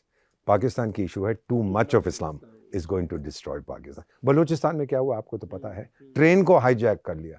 और जब अच्छा बलूचियों को मैं जानता हूं, उन्होंने छोड़ दिया औरतों को, बच्चों, वो नहीं मारते हैं, उनका बड़ा जेंटल इस्लाम है। उन्होंने छोड़ दिया और फिर पाकिस्तानी फौज का हमने छुड़ा लिया जी। उनको क्या छोड़ा? उन्होंने तो खुद ही तो छोड़ा था, बच्चों को, औरतों को, बुजुर्गों को छोड़ दिया है। वही गलती कर रहे हैं जो इन्होंने बांग्लादेश में की थी, सेम मिस्टेक। इतिहास का क्या सबक है कि इतिहास का कोई सबक नहीं है। इतिहास के सबक से सर याद आया, आपने बलूचिस्तान का जिक्र किया, अगर मैं गलत नहीं हूं तो बलूचिस्तान के जो राजा थे उस वक्त, जो प्रोविंस थे, तो यार कलाट खान के जो हाँ है ना, खान। या अगर मैं उनका नाम गलत नहीं, तो यार खान उनका नाम था। उन्होंने कहते हैं कि नेहरू साहब को ये ऑफर किया था उस वक्त कि हम हिंदुस्तान के साथ दोस्ती चाहते हैं और हिंदुस्तान में शामिल भी होना चाहते हैं, लेकिन नेहरू साहब ने मना कर दिया। क्या ये फैक्चुअली ठीक है बात? अब मैं आपको बताता हूं हिस्टोरिकल क्या है, जो बेस्ड ऑन इम्पेकेबल रिसर्च। 43 में जब विश्व युद्ध चल रहा था, तो एक गोरा था स्ट्रैफर्ड क्रिप्स, वो क्रिप्स मिशन भारत आई थी। ठीक है। उसका मकसद ये था कि भाई भारत सरकार को, उस समय जो हमारी सेल्फ गवर्नमेंट की जो भी थी, कांग्रेस और मुस्लिम लीग, कि इनसे कहें कि पूरी तरह से समर्थन और लोग भेजो। 25 लाख भारतवासी तो वैसे ही दूसरे विश्व युद्ध में लड़े थे ब्रिटिश साम्राज्य को बचाने के लिए, जबकि एक जो मैं जिक्र अक्सर करता हूं, एक बंगाली निकाला था सिंगापुर से 25,000 लेकर, तुम मुझे खून दो मैं तुम्हें आज़ादी दूंगा, नेताजी सुभाष चंद्र बोस। तो उस समय क्या हुआ, स्टैफर्ड क्रिप्स की मिशन आई और हम बात करने के लिए कि भाई हम सोच रहे हैं कि भारत को हम आज़ादी, सेल्फ रूल दे दें, तो आप थोड़ा वॉर एफर्ट हमारी और मदद करिए। उस समय जो कलाट, जो दिल है बलूचिस्तान का, खान ऑफ कलाट ने उनको चिट्ठी लिखी कि आप आ गए हो, अगर आप भारत को आज़ादी दे रहे हो, याद रखिए कि हम भारत का हिस्सा नहीं थे, हम आज़ाद थे, हमें आज़ादी दो। और जानते हैं कि कलाट की इस बात में उनका रिप्रेजेंटेशन, जो प्रेजेंटेशन किया क्रिप्स मिशन के सामने, एक बैरिस्टर ने किया था। उस बैरिस्टर का नाम था मोहम्मद अली जिन्ना, जिन्होंने अपनी फौज भेजकर जबरदस्ती इन पे कब्जा किया था। ये धोखाधड़ी उस समय से इनके खून में है। तो ये सही है कहानी बिल्कुल, दैट खान ऑफ कलाट ने कहा था I want to join India. Pashtun Abdul Ghaffar Khan ने भी यही कहा था, उसने पार्टिसिपेट नहीं किया था वो जो रेफरेंडम हुआ था जिसमें कहने लगे आप लोगों ने पाकिस्तान के लिए अरे 565 में से 552 से सीधा भारत की तरफ चले गए थे। आपको बचा खुचा था वो आपने ले लिया। क्या कहता थे, I have got a moth eaten Pakistan, जिसको दीमक खा गई है। तो अभी भी तो खा रही है दीमक, तब से आज तक आपके देश को, जिन्ना साहब ने कहा था दीमक खा रही है। तो ये बिल्कुल सही है कि they wanted to join India. और आज मुझे बलोच कहते हैं काश जो मेरे मित्र हैं अगर हम भारत का हिस्सा होते। देखिए आप लोग कहाँ पहुंच गए। You know they come for medical treatment. मेरे कुछ फ्रेंड्स हैं, आए थे फॉर मेडिकल ट्रीटमेंट। उनके पास कौन से देश का पासपोर्ट है मुझे याद नहीं, यहीं आए थे। मुझे कहने लगे आप लोग अपने आप को डेवलपिंग कंट्री क्यों कहते हैं? हमारे हॉस्पिटल देख के, सड़कें देख के, होटल्स देख के। मैं कहता वेरी जेंटल पीपल, औरतों पे अत्याचार नहीं करेंगे, बुजुर्गों पे नहीं करेंगे, बच्चों पे नहीं करेंगे। उनकी प्रॉब्लम ये थी नंबर्स नहीं थे। अब क्योंकि बहुत आबादी उनकी कम है, अब उन्होंने दोस्ती कर ली है बाकी ग्रुप्स के साथ। तहरीक तालिबान पाकिस्तान के साथ, इसके साथ बलूच नेशनल आर्मी बना दी है और सुसाइड बॉम्बिंग शुरू कर दी है जो उन्होंने मदरसों में सीखी थी इन लोगों से। तो ये सब जब मतलब मजबूर होकर किया, मजबूर होके, उनके खून में नहीं था ये, बिल्कुल नहीं है। और वैसे भी उन्होंने बच्चों को नहीं मारा, छोड़ दिया था। ये जो ट्रेन का हाईजैक वो कभी नहीं करते हैं। Very gentle people, very good people. उनके नवाब अली अकबर खान बुगती होते थे, लीडर बुगती के, मैं जानता था उनको, न्यूयॉर्क में मिला था। तो वो बड़े he was a very large hearted man, very handsome fellow. कई बार मुझसे बात करते थे कि उस समय तो I was a young officer, बेटा कहती थी, बेटा आ जाओ ना आप हमारी तरफ। हमारी तरफ का मतलब come and see me sometimes in park. वो समय गवर्नर थे या चीफ मिनिस्टर, मुझे याद नहीं है। Very very good man. लेकिन फिर वो मिला नहीं उनको जो मिलना था, फिर एक गुफा में छुपे हुए थे, फिर एक मिसाइल के जरिए उनको मार दिया। सर, पाकिस्तान की बात चल रही है तो बहुत सारे लोग एक सवाल ये भी करते हैं कि जब हम पाकिस्तान की तरफ देखते हैं तो उसका मतलब सिर्फ पाकिस्तान के पंजाब सूबे से नहीं, अगर हम बाकी सूबों की बात करें, सिंध की बात कर लें, बलूचिस्तान की बात करें, गिलगित बाल्टिस्तान की बात कर लें, तो अब बहुत बड़ी तादाद में पॉपुलेशन ऐसी है जिससे हमारा एक कल्चरल पुराना हिस्टोरिकल रिलेशन भी है, जो आज भी इमोशनली भारत के साथ एक कनेक्शन फील करते हैं, या जिस तरह की ज़िंदगी वो जी रहे हैं कहीं ना कहीं भारत की तरफ देखते हैं कि भारत शायद उनको लिबरेट करवाए। किस तरह से आप इस चीज़ को देखते हैं कि पाकिस्तान का मतलब सिर्फ वो लोग नहीं है जो पाकिस्तानी फौज में या पंजाब में बैठे हैं? You are so right. और फौज तो उनकी पंजाबी डोमिनेटेड है, बाकी जितनी कम्युनिटीज़ हैं वो नफरत करती हैं पंजाबियों से वहाँ पर, ये सब कुछ खा रहे हैं। मेरे को एक बहुत ही एक्सपीरियंस डिप्लोमेट ने बताया था, 1971 में बांग्लादेश की आज़ादी हुई, तो ये जो व्यक्ति हैं ये 72 में पाकिस्तान में पोस्टेड थे, और इन्होंने मुझे कहा उस समय एक GA सिंध मूवमेंट होता था, अभी भी कभी कभी चलता रहता है। तो वो जो सिंध के उस मूवमेंट के लीडर थे फॉर इंडिपेंडेंस ऑफ सिंधु देश या सिंधिस्तान, जो भी वो कहते थे, उन्होंने इस व्यक्ति से कहा कि मैंने एक सपना देखा है कि श्रीमती इंदिरा गांधी आई और मुझे चाबी दे दी मेरे इंडिपेंडेंट सिंध देश की। विचार था उस समय, उन लोगों के ख्याल थे। वो नहीं हुआ, नहीं हुआ। 100% Pakistan is an artificial creation, तो है ही नहीं, आर्मी के लिए बना हुआ एक देश, आर्टिफिशियली बनाया हुआ। और बनाया था क्योंकि वो एक होता था, एक ब्रिटिश प्राइम मिनिस्टर, किसी चर्च में उसका जन्म हुआ था, पहाड़ी पर चर्च होती थी, क्या नाम था उसका, चर्च ऑन अ हिल, ऐसा ही कुछ नाम था उसका। Winston church. हाँ, वही ऐसा ही कुछ था। तो उसने बोला था कि ठीक है आज़ादी दे दो। वो तो बिल्कुल आज़ादी देना नहीं चाहता था। सरदार पटेल ने ये कहा भी था कि तू तो समय के साथ लड़ रहा है, ये इंपीरियलिज्म का ज़माना अब खत्म हो रहा है। इंग्लिश लोग क्या कहते थे, we are the world's greatest empire builders, हम कहते थे we are the world's greatest empire busters. हमने तोड़ दिया था आपका एम्पायर। शुरुआत तो हमें नहीं की थी, सब चलते गए। तो ये चीज़ें जो थी, उन लोगों के विचार था ब्रिटिश का कि किसी तरह से कंट्रोल किया जाए तो पाकिस्तान को, keep a little bit of India for us. एक पश्तून की मशहूर कहावत है कि जब पाकिस्तानी फौज के लोग गए, कहने लगे ये करो वो करो, उसने कहा why should we Afghans who have never lost a war take orders from a Pakistani who has never won a war? कि तुम हमें बताओगे, तुम हमें सिखाओगे। हाँ। तो सर 2021 में जब अमेरिकन गए वहाँ, तो पाकिस्तानी तो बड़े कॉन्फिडेंट थे कि अब तो अफगानिस्तान पे भी हमारा राज हो गया, हम इन्हीं तालिबानियों का इस्तेमाल कश्मीर में करेंगे, भारत को सबक सिखा देंगे। और आज की हकीकत ये है कि जो भारत उस वक्त दूर लग रहा था, वो तालिबान के फिर भी क्लोज आ गया। हमने एक तरह से काम भर के जिसे हिंदी में कहते हैं संबंध बना लिए हैं। और पाकिस्तान और वो तो बिल्कुल आपस में हम चौथे दिन देखते हैं कि बॉर्डर पे कोई ना कोई कॉन्फ्लिक्ट होता है। तो क्या पाकिस्तानी कभी तालिबानियों को समझ नहीं पाए? और दूसरा, भारत ने क्या मैच्योरिटी दिखाई जहां पूरी दुनिया तालिबान से दूरी बनाई थी? हमें पता था कि इनको खुला नहीं छोड़ना चाहिए, इनसे इतने रिलेशन रखने चाहिए कि हमारे खिलाफ ना हो जाएं। ये डिप्लोमेसी थोड़ी, मेरा ख्याल हमारी डिप्लोमेसी बहुत तगड़ी रही है। जो तालिबान के जब वापस आए, वो मुल्ला बरादर कोई होता था उनका बड़ा लीडर, उनको चीन ने भी बुलाया, बोला आप तो पिवटल फोर्स हैं, आप मेरे डार्लिंग हैं। तो मुझे बताया गया, and this is true, I have no reason to doubt it. तो मुल्ला बरादर ने कहा साहब वो जो उइगुर लोग मुसलमान हैं उनका क्या हुआ? हाँ जी, आप तो मेरे डालेंगे नहीं, सर वो उइगुर का क्या हुआ? हाँ जी बिल्कुल ठीक है जी, सबको ठीक। हाँ जी, वो उइगुर का क्या हुआ? वो सब ठप हो गया वहां पर, बिकॉज दे नो। सर, जब अमेरिकन ने बॉम्बिंग की थी, आपको एक चीज बताता हूँ, और तालिबान भागे थे, फर्स्ट रेजिम उनकी टॉपल हो गई थी, तो बहुत से लोग थ्रू दैट उसको जो हम पैन हैंडल कहते हैं, जो कॉरिडोर, नैरो का वाखान कॉरिडोर, वहां से उन्होंने भागने की कोशिश करी, चीनियों ने ब्लॉक कर दिया था। चीनियों ने बिल्कुल ब्लॉक कर दिया था। और मदद किसने की थी अमेरिकन फोर्सेस की? पाकिस्तान ने। तो इनको तालिबान कहता है देखो, अभी तक तो ये मेरे को डार्लिंग डार्लिंग करते थे, मदद करते थे। अब अमेरिकन ने आके जब कहा if you are not with us you are against us, हम आपको बॉम्ब करके स्टोन एज में भेज देंगे। उन्होंने मुशर्रफ की सरकार को कहा था कि ये तो दोगलापन है पाकिस्तानियों का। अभी तक तो कहते थे अल्लाह की कसम हम आखिर दम तक आपके साथ रहेंगे, सारे भाग गए। ये तो कौन कमीने लोग हैं, ये भाग गए वहां से। तो ये चीजें जो है उनको नहीं पचती है, because they are very loyal. अगर वो एक बार दोस्ती करते हैं जान दे देंगे, दुश्मनी करते हैं तो जान ले रहे। मैं पश्तून हूँ सर, मैं जानता हूँ हम लोगों की फितरत क्या होती है। तो उन्होंने फिर ये जो कहा कि अब तो कश्मीर लेंगे, क्यों? उसकी मेरे से क्या दुश्मनी है? ना मेरा कॉमन बॉर्डर है उसके साथ, मैं तो उसकी मदद करता रहा हूँ।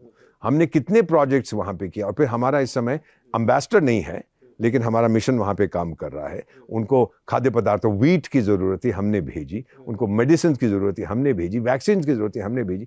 पाकिस्तान कुछ नहीं कर पाता है, तो वो बड़ी बड़ी बातें करता है इस्लाम के नाम पर। नहीं सर, कार्ल मार्क्स ने क्या कहा था 1849 में, religion is the opium of the people. जब पेट खाली है तो धर्म भर दो। अफगान को वो नहीं चाहिए, कहता पैसा लाओ।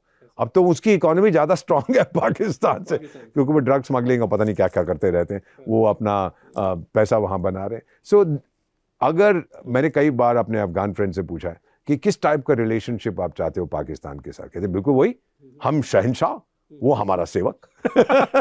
और पाकिस्तानी फौज को लगता है कि हम शहंशाह, वो हमारा सेवक। तो उन दोनों का आपस में कभी बनेगी नहीं। हमने कभी नहीं उन पे हुकूमत करने की कोशिश की। हमारा सिस्टम नहीं है, हमारी डिप्लोमेसी इतनी अच्छी है कि हम उनके इक्वालिटी पे, कोई भी देश छोटे से छोटा वो रिस्पेक्ट चाहता है सर। अगर आप उसकी इज्जत दो, इज्जत लो। उस पर चाइना की यही गलती है। मेरा ख्याल 10 साल हो गए, तो अभी जो मंगी जो है ना उनका फॉरेन मिनिस्टर, उस समय वही था, बीच में निकाल दिया फिर वापस लिया।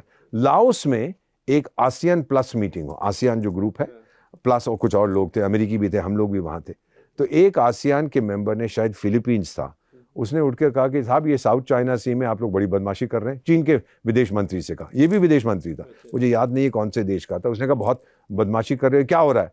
तो चीनी उसको कहता है, सुनो चूहे, तुम चूहे मैं शेर, स्वीकार करो, जो मैं करूंगा वो सही है, एक्सेप्ट इट। यार ये चीजें नहीं कही जाती। वो भी विदेश मंत्री है अपने, उसके बाद उनकी रिलेशनशिप खराब होने लगी। वो डुटर्ते था ना, वो चीन का फिलीपींस का राष्ट्रपति, जिसको अभी गिरफ्तार कर लिया है, लोगों को मारता फिरता था। उसने तो जब पिंग पोंग, चाइना का टिंगलिंग डिंगलिंग जो भी है, वहां पे फिलीपींस गया, तो इसने टिंगलिंग ने बोला मैं ये दूंगा वो दूंगा, तो इसने बोला ओ आई लव यू सर, आप तो मेरे डार्लिंग हैं, आप समझते हैं।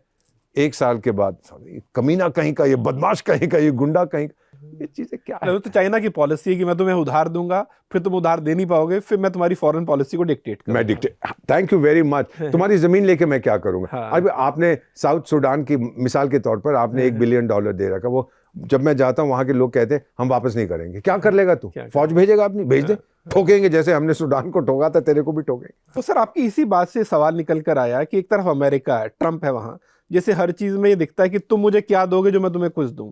दूसरी तरफ चीन है, इसका पैसा कर सकता है लेकिन उसकी नीयत ठीक नहीं है। क्या इस सारे माहौल में दुनिया, खासतौर पर जो जिसे हम कहते हैं ग्लोबल साउथ है, क्या वो भारत की तरफ देख रहा है? 100%, क्योंकि हमने कभी मांगा नहीं है कुछ इन रिटर्न। ये बहुत सिंपल सी बात है। मैं आपको एक चीज़ और बताता हूँ। एक जिन 3 देशों में काम करता है, एक वहाँ के लीडर ने कहा कि हमको एक्स अमाउंट ऑफ मनी चाहिए भारत से, सॉफ्ट लोन। हम लोग सॉफ्ट लोन देते हैं, बड़ी इजी टर्म्स, बड़ा ट्रांसपेरेंट है। चीन का तो बड़ा ओपेक सिस्टम है। तो मैंने कहा ठीक है, मैं बात करता हूँ जिससे करनी है। हमने बात कर ली, एक्स मांग रहे हैं तो दे दीजिए। बोला हम दे देंगे। जब हमने दिया तो वो XXX दे दिया। भाई बड़ा देश है, बड़ी ताकत है, एंड पीएम साहब तो हमारे हैं ही बड़े खुले दिल के, उन्होंने दे दिया तो हो गया काम।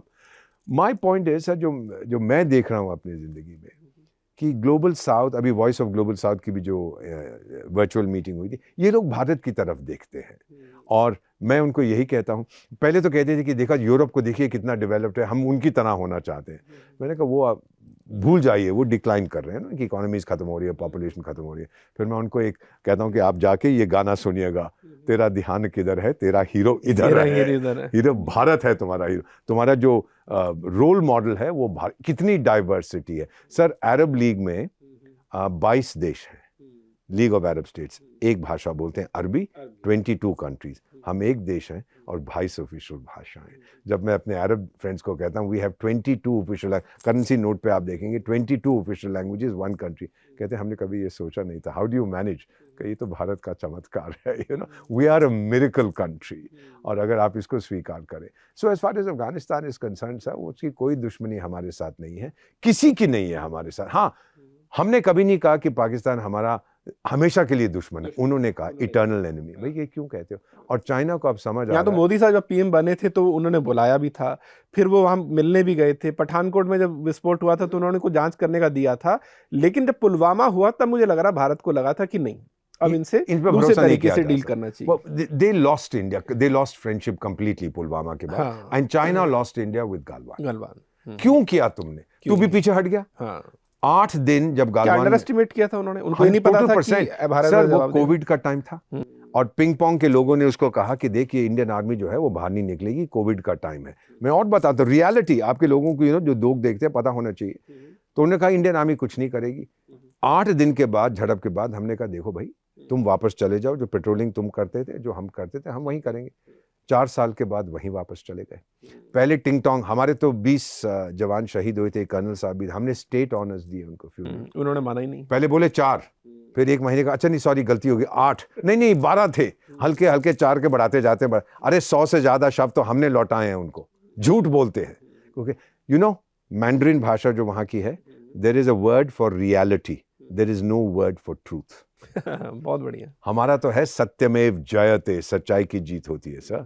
उनमें ट्रूथ का शब्द नहीं है, रियलिटी का है, ये हकीकत है। लेकिन सच्चाई क्या है वो तो पेशा ही उनका झूठ है। लेकिन सर फॉरेन पॉलिसी की एक कड़वी हकीकत ये भी आप ज़्यादा अच्छे से बताएंगे कि अगर आपके पास इकोनॉमिक माइट है किसी भी कंट्री के पास, आप आर्थिक तौर पर मजबूत हैं, तो आपकी फॉरेन पॉलिसी भी उतनी ही तभी मजबूत होगी। जैसे रशिया से जब तेल लेने की बात थी, चाहते तो इमरान खान भी थे, लेकिन आपकी कोई औकात नहीं तो अमेरिका ने आपको साइड करवा दिया।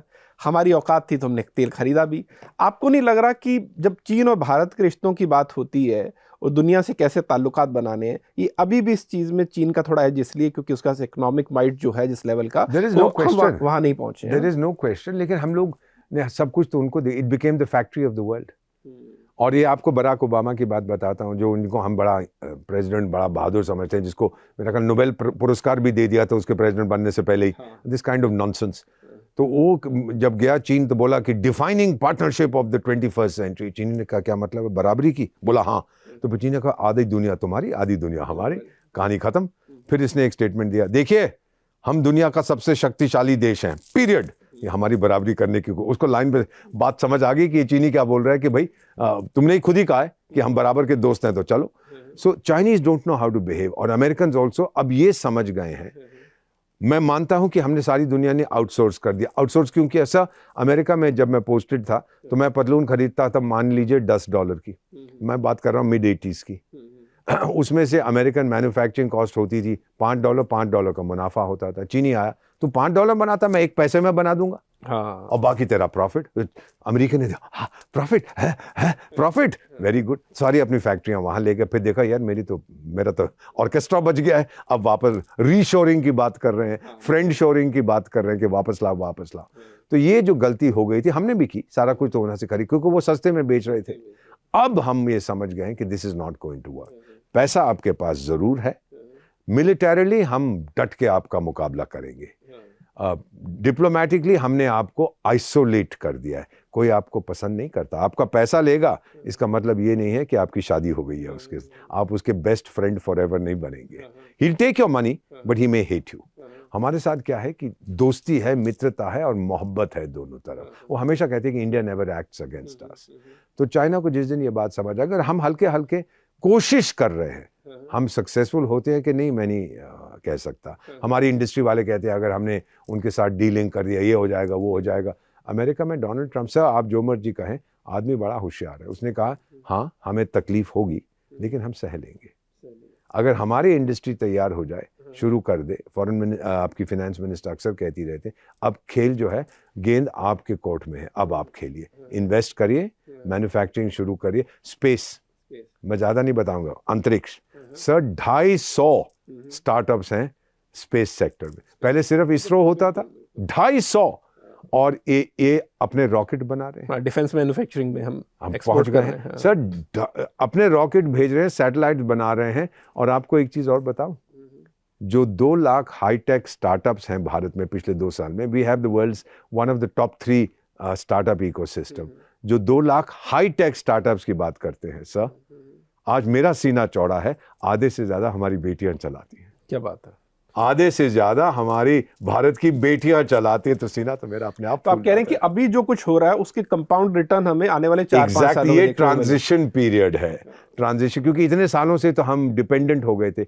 अब सर जब आपकी शादी उनके साथ 30 साल की है तो 3 मिनट में तो फिर तलाक नहीं होता ना, थोड़ा टाइम लगेगा। अगर आदमी खाने पीने की आदतें सुधारे तब भी सेहत में फर्क दिखने में 6 महीने लग जाते हैं, तो देश में फर्क दिखने में तो 10-15 साल लगेगा। बस यही कहना है जो लोग देख रहे हैं, सीधा मैं आपकी तरफ देख के कह रहा हूँ, भरोसा करिए, अपने आप पर भरोसा करिए, हम में बहुत ताकत है। भारत पर भरोसा करिए, भगवान श्री हनुमान की तरह अंदर झांक के देखिए, हर दिल में राम बसता है, हर दिल में सच्चाई बचती है, हर दिल में भारतीयता बसती है, कोई हमारा मुकाबला नहीं कर सकता। बिल्कुल सर, आखिर में कुछ सवाल मैं अमेरिका से जुड़े पूछूंगा, फिर एक रैपिड फायर, और फिर आपका जो कीमती वक्त है, रैपिड फायर मशीन गन कहाँ है आपकी? रैपिड फायर हम सवालों से पूछेंगे।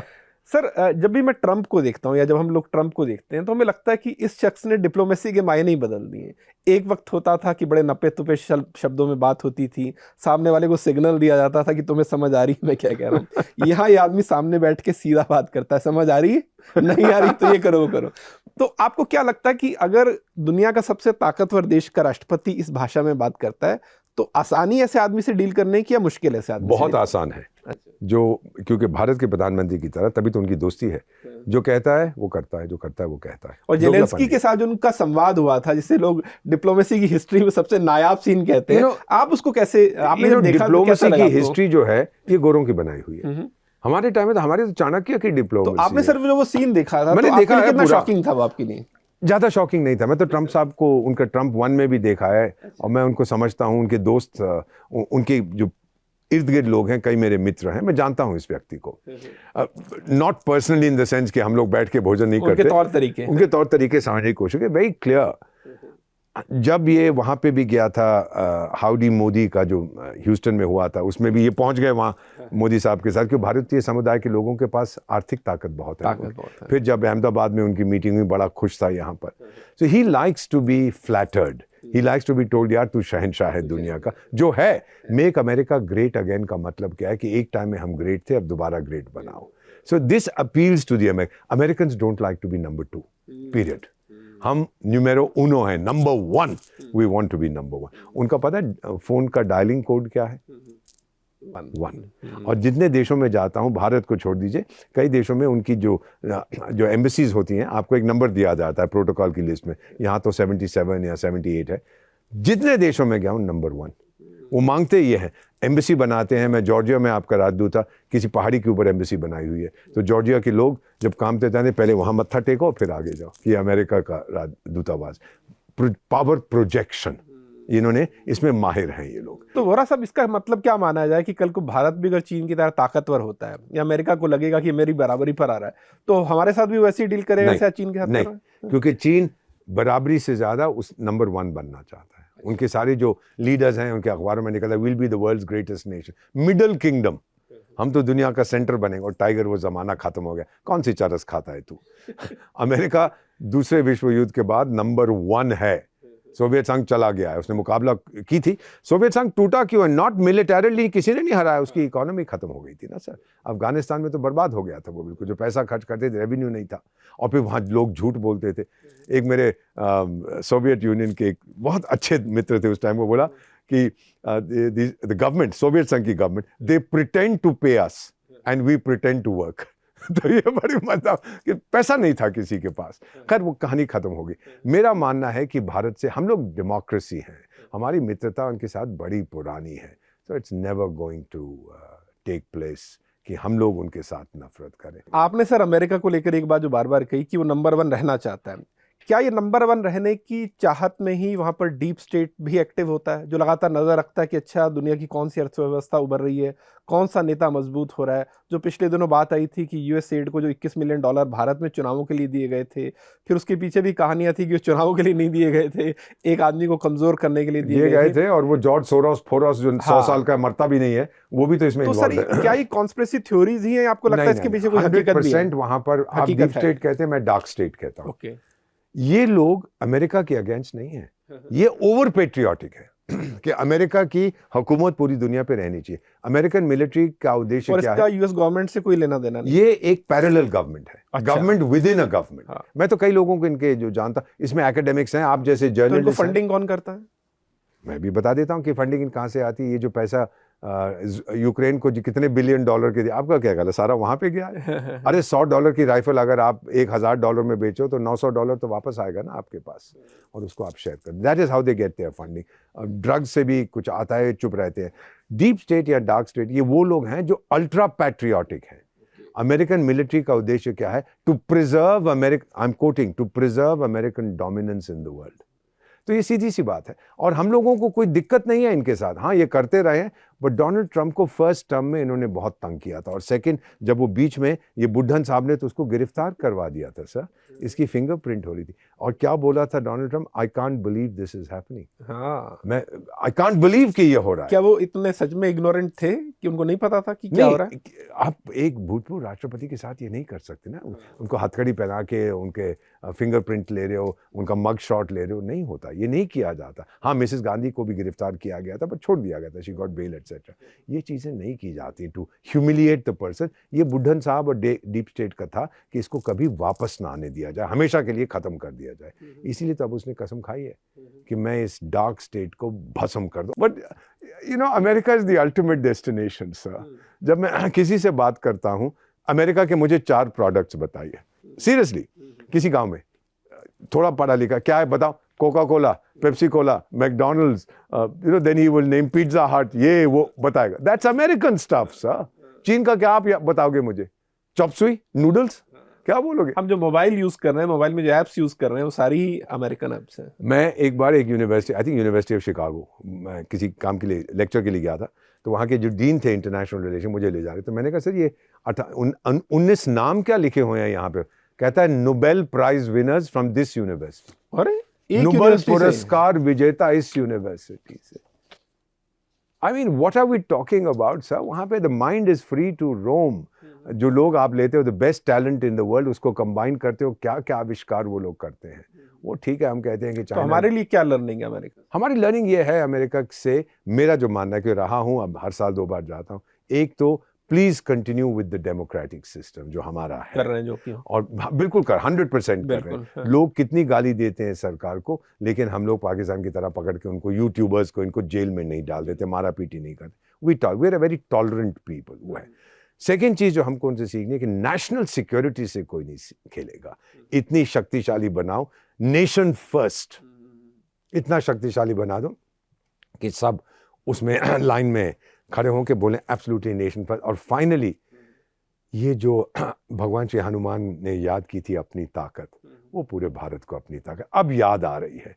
अब तो आंख झुका के बात करते हैं, ना आंख उठा के बात करते हैं, आंख से आंख मिला के बात करते हैं। ये नया भारत है। बिल्कुल। इसी पर सर मेरा एक आखिरी सवाल है, जो मैं अगर पूरा वर्ल्ड व्यू आपसे जानना चाहूँ। अगर हम पूरी दुनिया को यहाँ से देखते हैं, हमारे इधर पाकिस्तान है, फिर आगे अफगानिस्तान है, फिर उस अपने सीरिया है, ईरान है, मिडल ईस्ट है, पूरा है, और इधर हम बर्मा को देख रहे हैं, नीचे श्रीलंका को देख रहे हैं, बांग्लादेश को देख रहे हैं, उधर यूक्रेन और रशिया का कॉन्फ्लिक्ट चल रहा है। जब हम सारी दुनिया को देखते हैं, फिर हम हिंदुस्तान को देखते हैं, हमें लगता है कि हमारे देश में अकेले में इतनी डाइवर्सिटी है, इतनी भाषाएं, इतने लोग हैं, इतनी जाति हैं, फिर उसके बावजूद अगर हम दुनिया से कंपेयर करते हैं तो हमें लगता है हमारे यहाँ तो बहुत शांति है, बहुत सुकून है। क्या है इस देश की फितरत में ऐसा, खून में ऐसा, कि जो एक धर्म जहाँ है, एक ज़बान है, वहाँ लोग चैन से नहीं रह पा रहे हैं, लेकिन उसके बावजूद, तमाम चुनौतियों के बावजूद, हम एज ए कंट्री इंटैक्ट हैं, और जैसा आपने कहा कि लगातार आगे बढ़ रहे हैं। 60 काइनेटिक कॉन्फ्लिक्ट्स दुनिया में हो रहे हैं, 60 असेसमेंट किए किसी यूनिट में। एक्टिव कॉन्फ्लिक्ट्स, सूडान में गृह युद्ध चल रहा है, आपस में भिड़ रहे हैं, वेस्ट अफ्रीका में ये हो रहा है, म्यांमार में ये हो रहा है, श्रीलंका में हो रहा है, बांग्लादेश में वो राखीन वाले आपस में भिड़ रहे हैं, आर्कनसा, क्या वो अरे मेरे दोस्त हैं वो लोग, अरकनसा लिबरेशन आर्मी वो भी पहुंच गई, अराकान लिबरेशन आर्मी वहाँ पहुंच गई है एट्सेट्रा। तो हर जगह ये 60 हैं। भारत में फॉरगेट अबाउट मणिपुर में थोड़ा बहुत जो हो रहा है बैड नहीं होना चाहिए, it will be stopped. We are an island of stability in an ocean of volatility. आप देखें वोलेटाइल रीजन, लेकिन हम एक चमकता हुआ सितारा। फितरत हमारी क्या है? यूनान और मिस्र रोमा सब मिट गए जहां से, अभी तक मगर है बाकी नाम और निशान हमारा। कुछ बात तो है कि हस्ती मिटती नहीं बहुत हमारी, बढ़िया। सारे जहां से अच्छा हिंदुस्तान हमारा। क्या बात, ये हमारे जिस्म में है। आप कहते हैं अंग्रेजों ने हमें यूनाइट किया, क्या ये लोग कहते हैं? अरे मौर्य के टाइम से, अशोका के टाइम से, वी वर भारतवर्ष। हम तो विश्व गुरु उस टाइम से हैं सर। पूरी दुनिया को हमने सबक दिया। हमारी तो लोग, मैं मलेशिया में था ना, एक मलेशियन बुद्धिजीवी ने कहा था कि हम तो जंगलों में रहते थे, भारत से संपर्क हुआ तो हम एक सभ्यता बन गए। अंकोर वाट जाके देखिएगा, ये सब भारत की ताकत है। We have gone out never to colonise but to civilise, ये हमारी ताकत है। पर हम लोग आखिर में हम हैं भारतवासी, आपस में जितना मर्जी भिड़ जाए। कौन सा एक देश है, मैं हंसता हूँ कई बार, मेरी पत्नी और मैं बात करते हैं, एकमात्र देश है जहाँ व्यक्ति के नाम से पता लग जाता है वो कहाँ से आता है। सुब्रमण्यम है तो दक्षिण से आता है, मुखर्जी है तो बंगाल से आता है, वोरा है तो शायद पंजाब से है, सिंह है तो यहाँ से है। अच्छा, दक्षिण सूडान के राष्ट्रपति साल्वा किर एक दिन, मेरे बहुत मित्र हैं। जब मैं राजदूत था वहाँ पर, तो मुझसे एक दिन कहने लगे कि एम्बेसडर, जब मैं हाई स्कूल में, ज़्यादा पढ़ा लिखा नहीं है, जब मैं हाई स्कूल में था, मेरे मैथ्स टीचर प्रोफेसर सिंह थे। मैंने कहा अच्छा, तो कहता वो कहाँ पे आजकल पता लगा? मैंने कहा सर भारत में एक ही तो सिंह है। मैं ढूंढ के पता, आधी जनसंख्या हमारी सिंह साहब है, तो मैं कहाँ से ढूंढूंगा उसका? I mean it was meant to be, but the affection जिसके साथ उन्होंने जिक्र किया कि ये मुझे जो कुछ है उन्होंने सिखा। हमारे टीचर्स ने तो तहलका मचा दिया था उन देशों में। सब याद रखते हैं अपने इंडियन टीचर्स का, हमारे अध्यापक, वी आर द बेस्ट। क्योंकि हमारा मानना है इंटेलेक्चुअल प्रॉपर्टी एक भारतीय कॉन्सेप्ट नहीं है सर। हम तो कहते हैं विद्या जितनी बांटोगे उतनी बढ़ती है। हमारे टीचर्स गए हैं, उन्होंने पढ़ाया, उन्होंने लोगों को ज्ञान दिया है, और ये आज हम इसको, हम लोगों को इसका फायदा नहीं, इसका रिकॉग्निशन मिल रही है। बहुत खूब सर, बहुत मजा आया आपसे बात करके। और आखिर में कुछ रैपिड फायर, कुछ छोटे सवालों के जवाब मैं चाहूंगा। आपने पूरी दुनिया घूमी है जी, दुनिया में आपका कोई पसंदीदा देश जहां आपको भारत? मतलब पूरी दुनिया घूमने के बाद भी भारत आपको लगता है? No question about it. And distant second United States. अच्छा, बहुत बढ़िया। भारत के बाहर आपको क्या लगता है, भारत को लेकर सबसे बड़ा मिथ क्या है?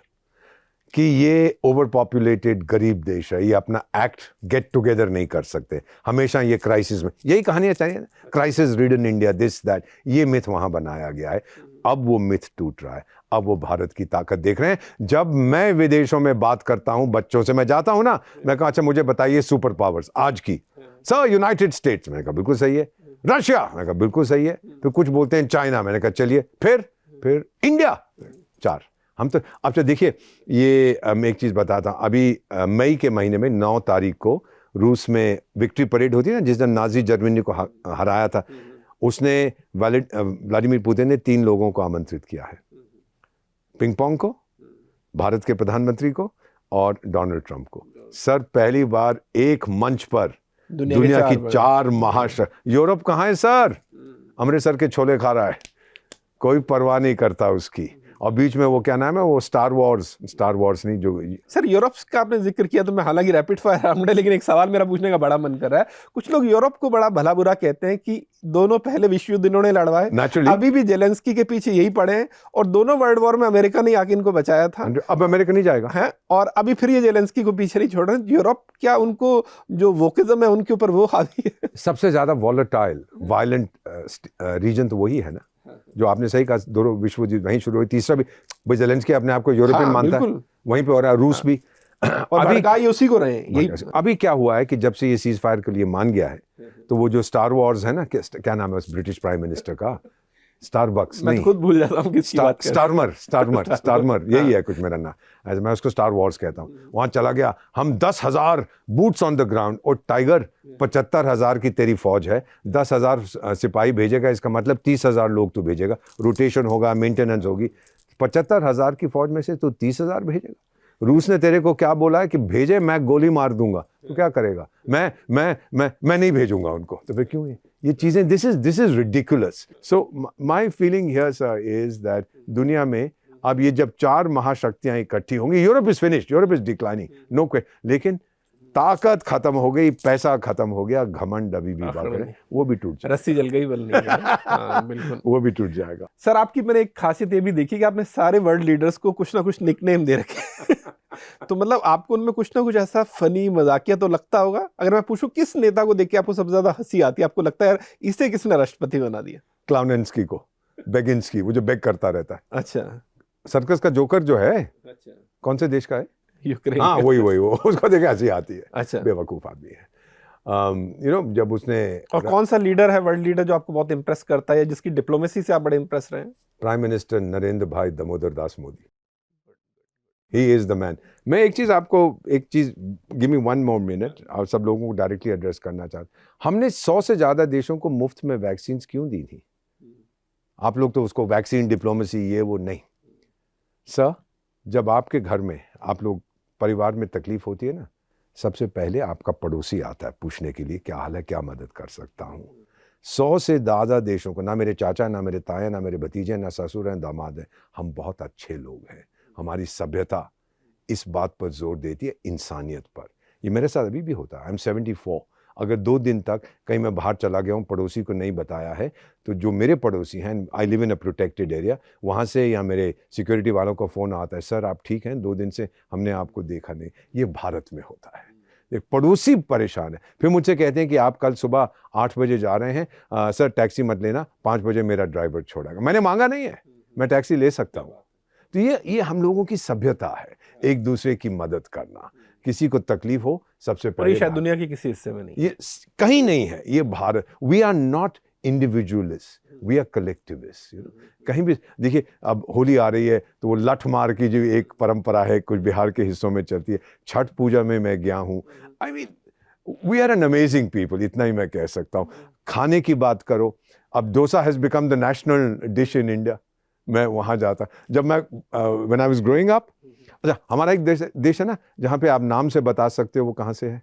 सुब्रमण्यम है तो दक्षिण से, मुखर्जी है तो इधर से, मेरी तरह इधर से है, उधर से. तो अपने बंगाली फ्रेंड्स को मैं क्या बोलता हूँ, भाई आपके पास मुखर्जी भी है, बैनर्जी भी है, चैटर्जी भी है, पर एनर्जी नहीं है आपके. बहुत मजाक करते हैं हम लोग, and we all take it. We just laugh at us. ये हमारे में ये ताकत है अपने आप पर, क्योंकि हम उन्हीं बंगालियों की कह के तारीफ भी कर सकते हैं कि तुम्हारे ऐसा पढ़ा लिखा और कोई नहीं है ना. हाँ, सबसे ज्यादा वो साउथ में है. मैं तो मजाक में कहता हूँ सारा कल्चर आपके पास है, मेरे पास तो एग्रीकल्चर है. पंजाबी अपने लिए कहते हैं, you know, but we are very good people. Punjab में मैं जाता हूँ, I mean the first thing I go somewhere, किसी के घर के किसी टाइम पे, हाँ जी, कुछ खाया कि नहीं, शगया कि नहीं.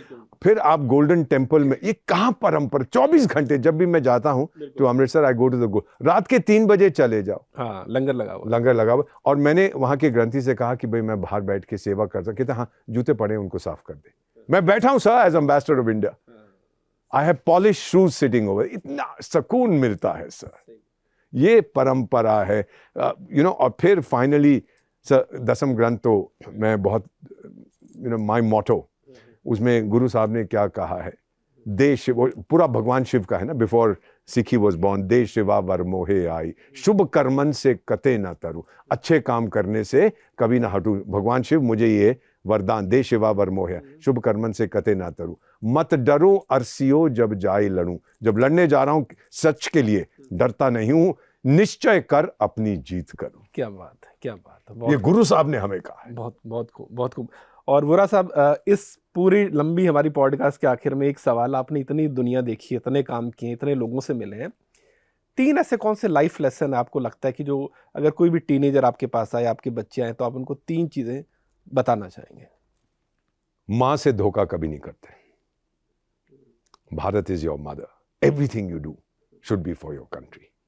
सेकंड, अपने आप को झूठ मत बोलो, क्योंकि अगर आपने आप से सच्चाई छुपाई, भगवान बुद्ध ने कहा था अपने आप से झूठ मत बोलो. मैं सबको बताता हूं, जब भी भाषण देता हूं ना, कहीं जाके संबोधित करता हूं, मेरी 2 सच्चाइयां हैं. पहली सच्चाई, मैं 74 साल का होने वाला हूं. दूसरी सच्चाई, मैं अभी भी वेरी गुड लुकिंग हूं. ये तो हंस पड़ते हैं लोग. और तीसरा, मैं उनको ये कहूंगा कि आपका भविष्य आपके हाथ में है। मम्मी डैडी ने आपको जन्म दिया है, आपकी आत्मा को एक जिस्म दिया है, आप फैसला करो। Sometimes think with your heart, feel with your mind. क्या बात है, क्या बात उसको जोड़ के फैसला करो।